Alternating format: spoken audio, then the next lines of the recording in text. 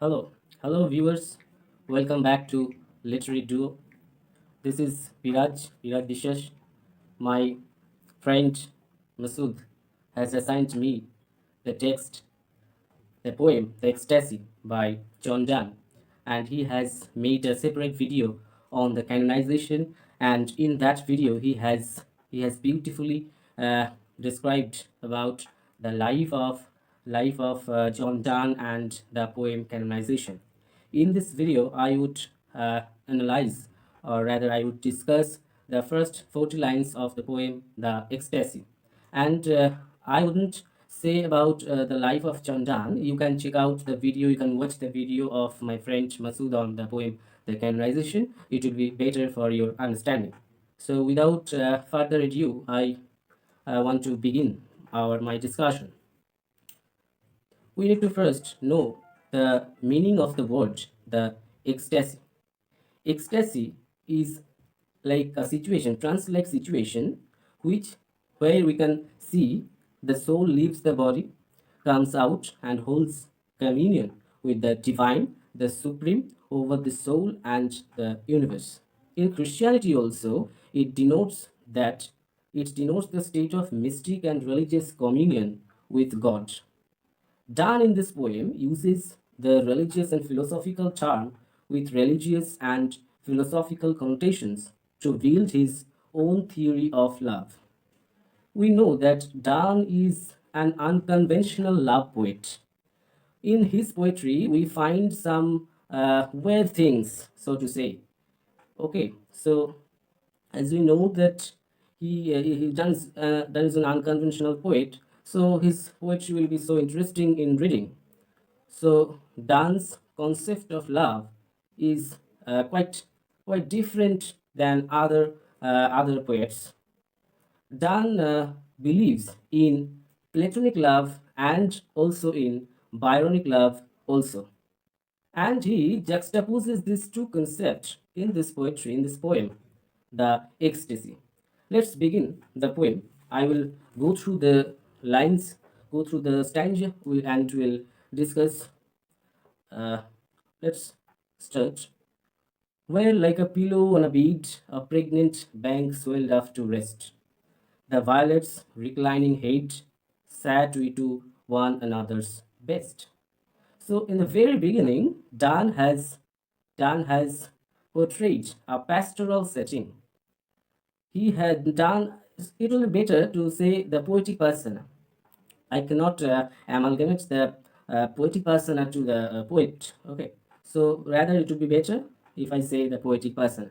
So poetic persona and his beloved is sitting in the bank of river, and the description of this pastoral setting is quite unnatural to us, because here we can see some sexual oriented words like pillow on a bed, pregnant bank.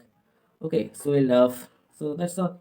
So these are the sexual connotations, but actually what Dan is doing, actually Dan is duping us somehow.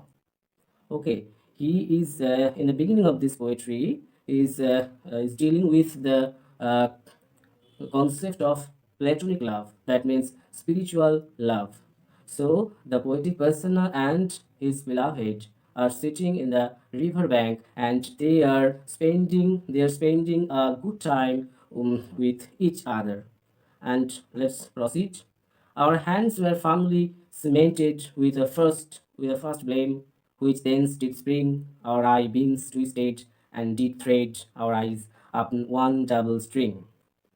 So in the second stanza, we see that their hands were firmly cemented. That means their hands is attached together. And as I said, that this pastoral setting, here comes the blame, a ray, which then to spring or eye beams twisted. That means the ray coming out from their eyes are being twisted and makes a thread, and that thread tries to make a one string. So their souls are to melt with each other. Proceeding to the next stanza. So to intergraft our hands as yet was all our means to make us one. So this is an example of enjambment you can find, because the poetic person is justifying his argument by the following stanza. Uh, so here he is also saying that they wants to be one by melting their two individual soul, and pictures on our eyes to get was all our propagation. And what they were seeing in each other's eye was their propagation. That was the newborn thread. Okay, and that is why the line is containing this word propagation.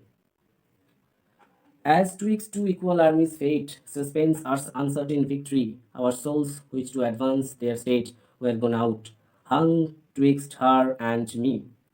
Here, here we can see an example of metaphor. In a war between armies, no one is certain about the victory. So, unlike like this, the poetic person and his beloved are not sure about their position. Uh, uh, a doubt is being perceived between him and her. And whilst our souls negotiate there, we like sepulchral statues lay all day the same our postures were, and we said nothing all the day. So in the river bank where they were sitting, they remained in the same posture whole the day, and they did say nothing.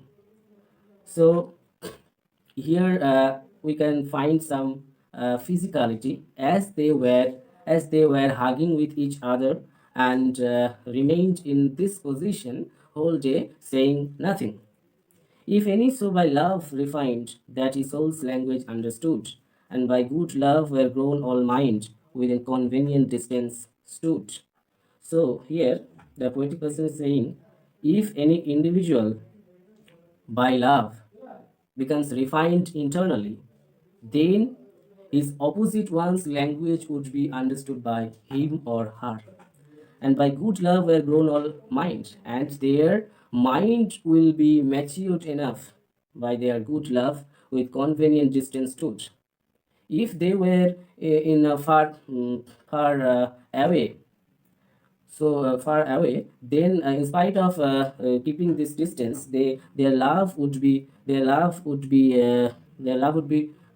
consummated, or their love would be understood by them if their soul is refined. This is the condition. Later on, he thought he knew not which soul speak, because both spake the same. As we know that the two souls melted with each other, and the poetic person doesn't know which soul is speaking, because they are already melted with each other. So this is the sign of spiritual love. Spiritual love deals with soul, not with body. Might thence a new concoction take, and part far purer than he came. So when the lover came to be melted, he was not pure. But when they are already melted with each other, he became purer than he was before.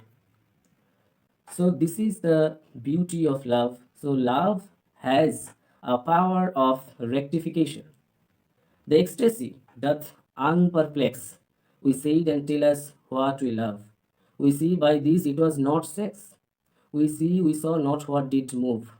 So this ecstasy means while they were in a hugging position, so they were attached physically, and that situation is that moment uh, is describing by this word ecstasy. So this ecstasy that unperplex, that means this ecstasy simplifying and telling us what we love. What they love? They love to be in touch with each other all the time. So all the time spiritually. So there you hardly find any example of physicality.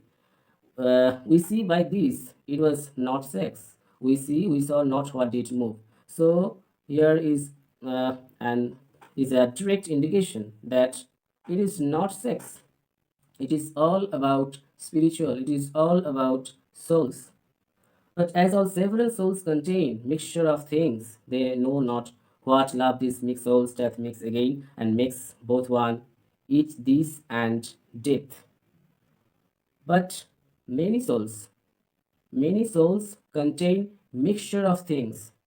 You can't even imagine. You can't even imagine what they contain, what the many souls contain. But love, when loves appear in the souls, then love makes it purer and then love makes it one. So this this is an ecstatic moment, ecstatic situation when souls melted and becomes one. This is an ecstatic moment. A single violet transplant the strength, the color, and the size, all which before was poor and scant redoubles still and multiplies. So before melting with each other, the soul were not so strengthful, were not so sizable, were poor and scant. But when they mingled with each other, it redoubles its size and multiplies. So, through these lines, we can say that the poetic persona is trying to convince us the the purgatory power of love, the rectification power of spiritual love. When love with one another so interanimates two souls, that abler soul which tends that flow, defects of loneliness controls. When two souls mingled and gives born a new soul, then their uh, loneliness controls. That means their loneliness uh, goes away. So this is an ecstatic moment after melting with each other's souls and becoming one soul. We then, who are this new soul, know of what we are composed and made, for the atomies of which we grow are souls whom no change can invade. We then, who are in this new soul, know of what we are composed and made. And now we know that what we are by what we are made of, for the atomies of which we grow.